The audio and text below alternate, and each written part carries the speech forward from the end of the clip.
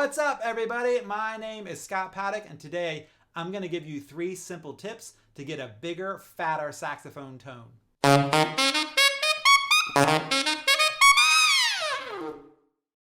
If you have ever wondered why your saxophone tone is a little thin or muffled, or why you can't get that big, fat, open sound on a saxophone, this is the video for you. Today, I'm going to give you 3 really simple tips that are going to greatly improve your saxophone tone.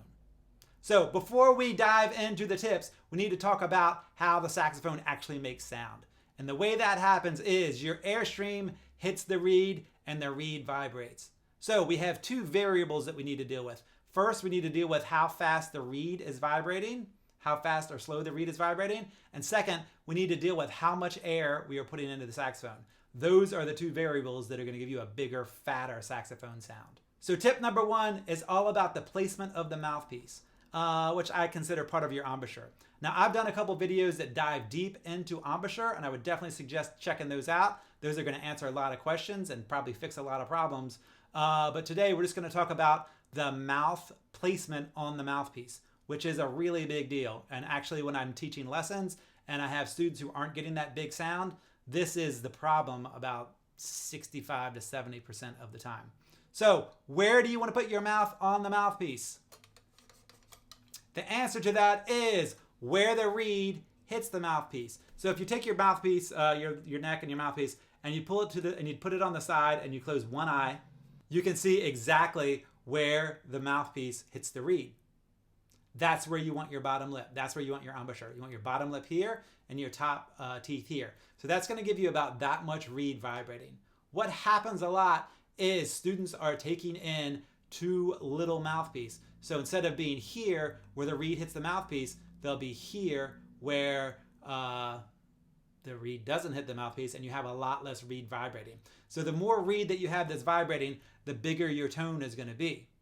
So why don't you take in a whole lot more? Why don't you take all the way into here to get the reed vibrating even more to get a bigger sound?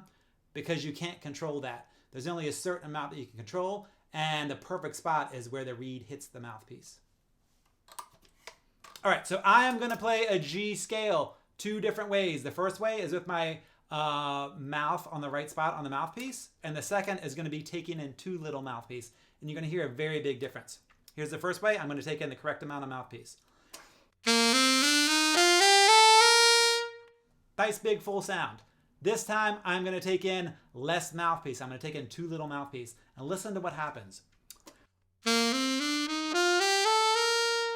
Now, I didn't do that with less air. All I did was change how much mouthpiece I was taking in. And you can hear a really big difference in the sound. And the reason for that is because not enough reed is vibrating when I take in less mouthpiece. And what that does is it gives you a thinner sound. It makes it sound muffled. It also makes the notes not sound stable. And you can hear at the end, that G at the very end sounded a little flat. So when you don't let enough reed vibrate, you get all kinds of crazy problems that are very easily fixed by just taking in a little bit more mouthpiece. Take a listen one more time. This is with the right amount.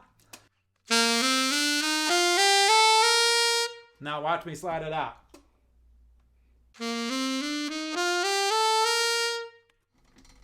So, easy fix. Take in more mouthpiece. The second tip is all about your Airstream. You want to control your Airstream. The faster you can move your Airstream, the more the reed is going to vibrate. The more the reed vibrates, the bigger your sound is going to be. So instead of just blowing into your mouthpiece, you want to think about blowing directly in the center of your mouthpiece. Almost like there's a little straw. There's only like a little pathway in the center of your mouthpiece, and you have to get all of your air into the very dead center of your mouthpiece. By focusing your air like that, your air is going to move faster, and your reed is going to vibrate more. And of course, the more your reed vibrates, the bigger your sound. So how do you practice getting a more focused and faster Airstream? It's actually really easy, and we're going to start off doing it without the saxophone. So what I want you to do is just blow a stream of air. Right? So you're just blowing your air. Now, I want you to take your finger and make a circle, put it close to your mouth, and try to blow in the center of that circle. Now, when you do that, you automatically tighten up your Airstream. Your brain tells your mouth, hey, we need to get it in the circle, so you tighten everything up. If you make that circle even smaller, you're going to tighten up your Airstream even more. So you want to think that same thing when you're playing your saxophone. Instead of having like a big, broad Airstream going all over your mouthpiece, you want to aim it dead center. Now, I always play with a really focused Airstream, and I've been doing it for years and years and years. So my attempt to show you the wrong way to do it is probably not going to be very good because I can't unfocus my air, if that makes any sense. So I'm going to play a G scale, and I'm not going to aim for the center of my mouthpiece. I'm just going to blow air into the saxophone, although it's probably going to still sound like I'm centering my air because I've been doing it forever. All right, here it is. This is without centering the air. Still a pretty big sound, but it doesn't have the focus. Listen one more time. Now I'm going to focus dead center in the middle of my mouthpiece with my Airstream. And it's definitely more focused and has a bigger sound. Now, again, like I said, because of how long I've been playing with the correct Airstream, it's very difficult for me to play with the wrong Airstream. So you are most likely going to hear a way bigger difference when you focus your own Airstream. And the final tip for getting a bigger, fatter, fuller saxophone tone is breathing from your diaphragm. Breathing from your diaphragm. Where's your diaphragm? It's down here. So when you're playing the saxophone, this should push out. You don't want to breathe from your chest. You don't want your chest to go and your stomach to suck in when you take a breath. You want your stomach to push out and your chest to stay fairly normal. Your chest is going to get a little bit bigger anyway, just because you're taking air in and your lungs are expanding. But we do not breathe from our lungs when we're playing a saxophone. We breathe from our diaphragm. So how do you practice doing this? It's really easy. You put your hand on your stomach just above your belly button and just play a note and hold it. You should feel some pressure on your stomach. If your stomach is not pushing out, you are doing it wrong. You need to take in that breath and push out your stomach while you play.